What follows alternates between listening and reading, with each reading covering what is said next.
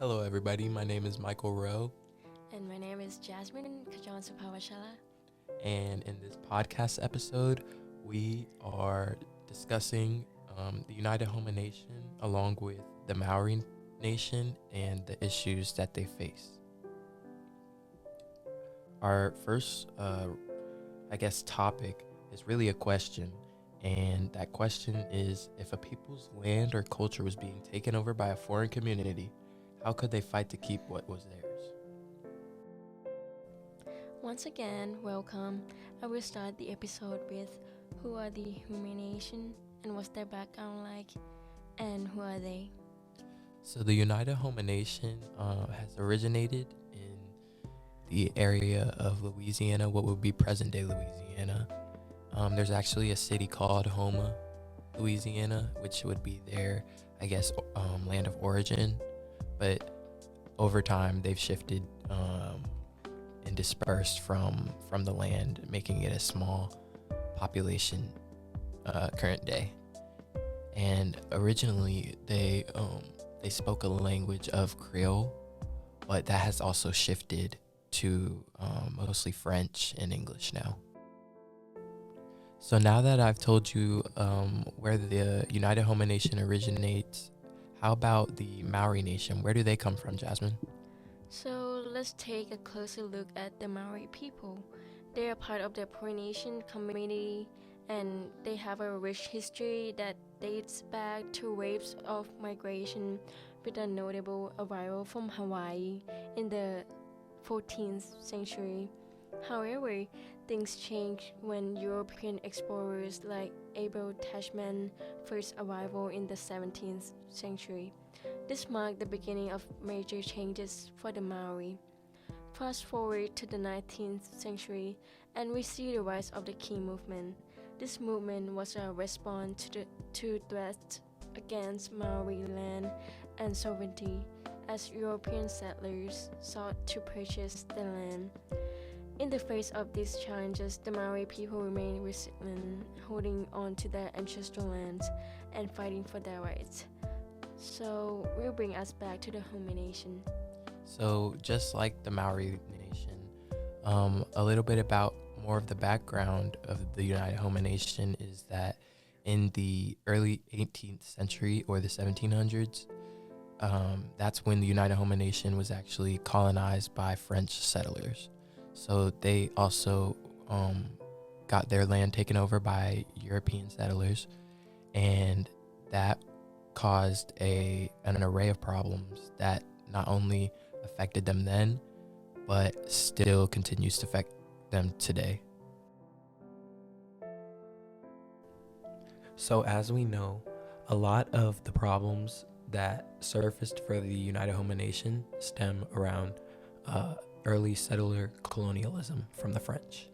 And a lot of these problems really affected the way that they live and work amongst their community.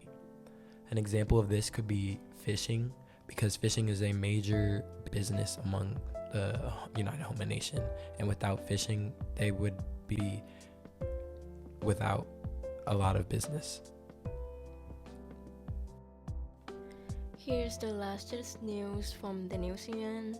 So there's this conservative government in town, and they're stirring up quite a controversy. They're talking about revisiting the Treaty of Waitangi, which is a big deal for indigenous Maori folks.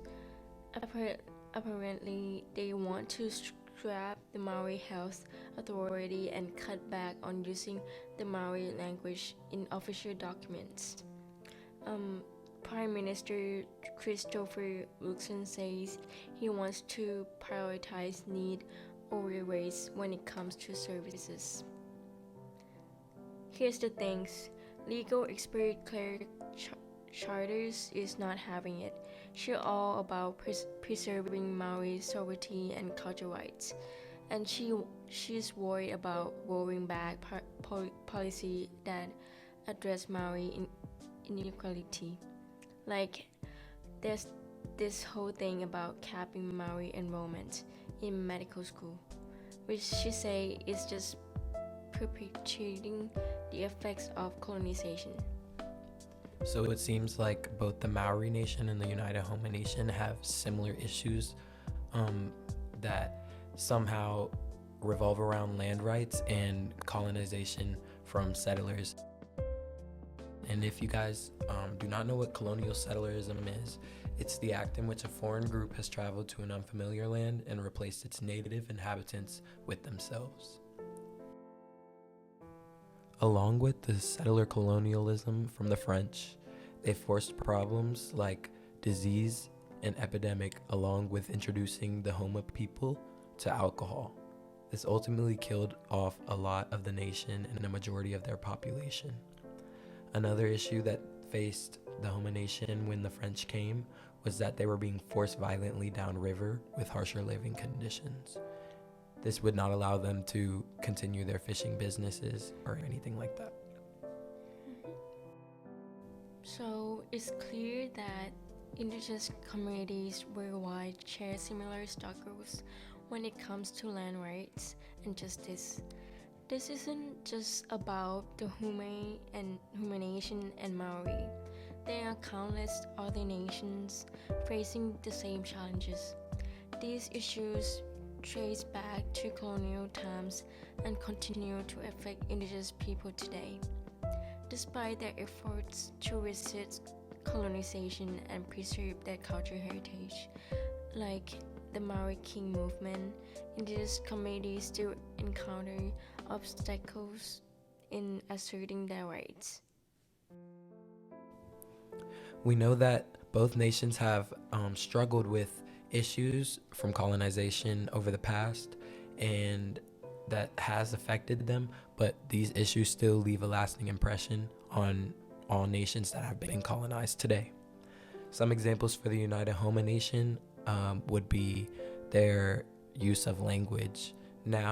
Nowadays, they speak a lot of French instead of their ancient Creole, which was the original language. And that obviously came from French colonization.